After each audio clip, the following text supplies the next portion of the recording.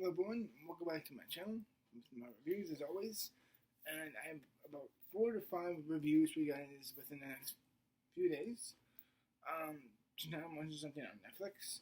I'm going to do reviews, my reviews of movies Barbarian, Chip and Dale Rescue Rangers movie, the Netflix movie All Quiet on the Western Front, and today, and with all these, I'm starting with this video here with Green Lantern. Beware my power, and I would say at least with the other movies that I'm going to review after this one, because this is the first, it's a little bit more better for me to go forward, because at the very least by now, for me it's like, okay, I can only go uphill from here, which kind of shows my tone for this movie, because Green Lantern Beware My Power is the most recent DC animated film that came out this year within the summer. I saw it on Amazon, and basically it's within the new continuity of the DC animated films. Like after Superman of Man of Tomorrow, which of I think it was 2020 when it came out, and this movie of course takes in focus of the character of Green Lantern. This is just my DVD of Green Lantern First Flight. Really good anime movie. Unfortunately, not like this one here, but with many things, like the yin and yang, there is some good things in this movie, and I do think the overall arc and the idea of the story in this movie is basically the introduction of Green Lantern within this new DC anime movie universe.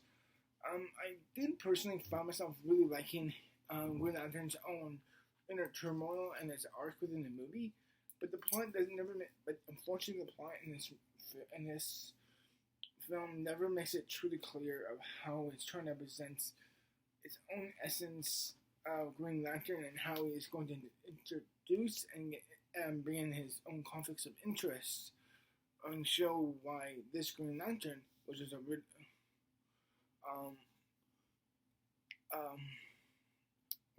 in which in truth that he's really may or may not in truth, and if anything, may be all that great of it, in truth may not be a very engaging part of becoming this part of the Justice League, and it's not becoming Justice League that is formation.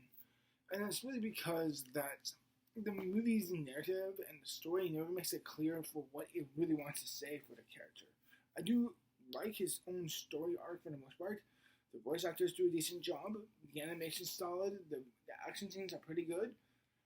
But it felt like they were never really putting their best foot forward with this film. I felt like they were just basically doing off the checking off points.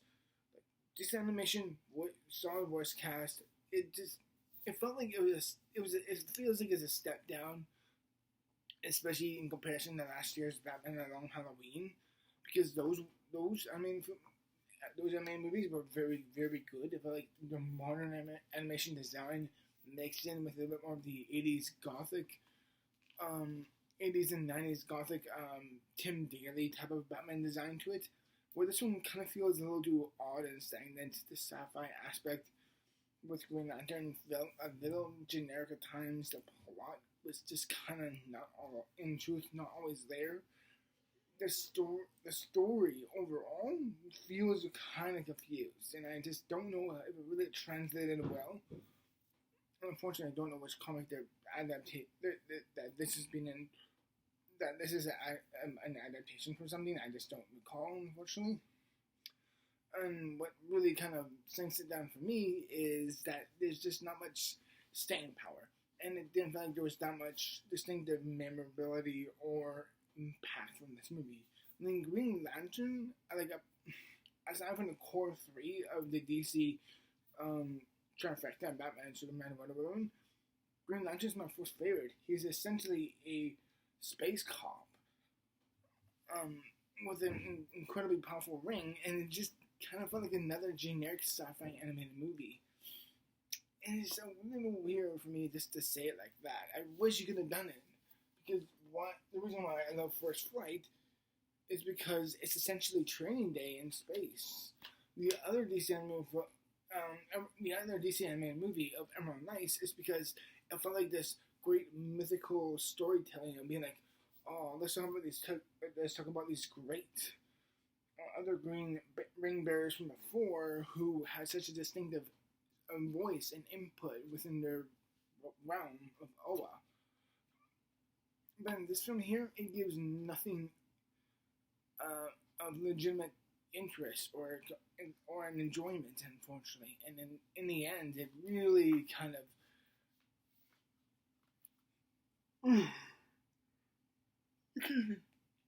it really kind of just doesn't know what it's saying. Unfortunately, it feels like it's just not much to it in this film. And for me, by the end, I'm just kind of disappointed by the end. And frankly, that's a little unfortunate for me because he's one of my absolute favorites, and it felt like it was just a bit of a mediocre movie, unfortunately. So yeah. Anyway, so yeah, I got my more reviews on the way, everyone. Thank you very much for watching. You know what? I'll just sum up the other two movies here as well. I'm going to give All Quiet on the Western Front its own review because I have a lot to say about that movie. The Netflix movie of that.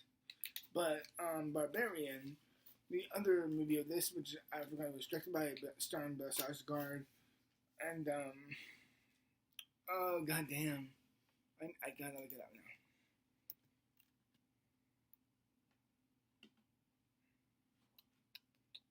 Please, I'm gonna stick my internet number good.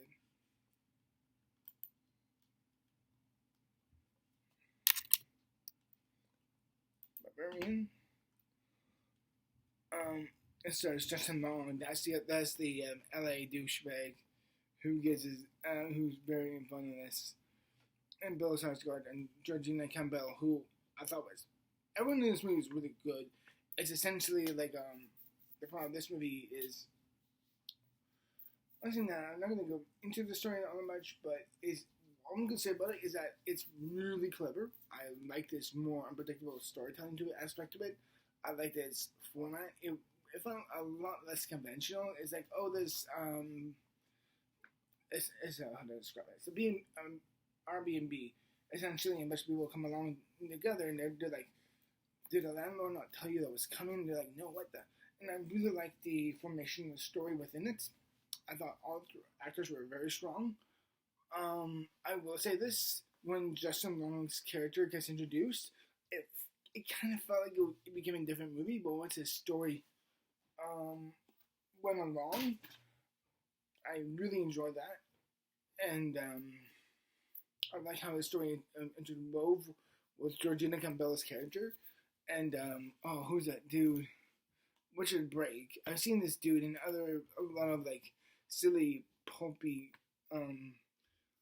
villainous roles that he's been in before, like Batman Begins, where he played the guy who shot the man who killed Bruce Wayne's parents in Batman Begins. He had a small part in that movie. I remember him being in that god awful Dune movie, but yeah. I really enjoyed this story, its own turn of events. I like this tone. I thought it was just a really weird, clever, and engaging horror movie. It's probably the best movie horror movie of the year that I've seen. I forgot what other one I've seen, unfortunately. It's Prey. I think it is. I don't know if I like this more than Prey, because Prey was so clever and out of the left field. But Barbarian was very smart, distinctive. It's a little silly all the time. It's a little too corny at times, in my opinion. But it certainly earns its stripes within its creativity, its writing, and its originality and strong performances. And my next review of this, within this video, is the Chip 'n Dale Rescue Rangers movie. I'm going to say about this movie is really fun little plots. I like the characters a lot of great little cameos and voice actors in it, which I thought were very fun. Had this galore. My friends described it as like Chip 'n Dale meets Who Framed Roger Rabbit, and it is very much in that vein. And I really did like that. I like its tone. I like the storytelling. I liked it. So much of it just kind of like naturally fell into each other, and its plot felt very fluid and natural. I liked all the cast. They did a very good job. God damn it, Chip and Dale are freaking adorable. They're so adorable. I'm just like, I'm like, I want to own them. I'm like, they're so damn cute. But yeah, I enjoyed it. It's probably not for me.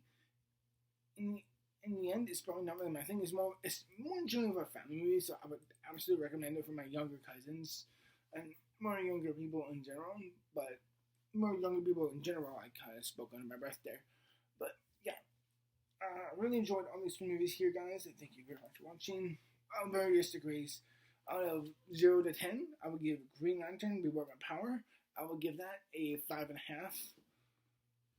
I would give it either a 5.5. And both Chip and Dale Rescue Rangers movie and Barbarian, I'm gonna give them both a 7.5. I really do hope enjoy my reviews, guys. Until then, cheers.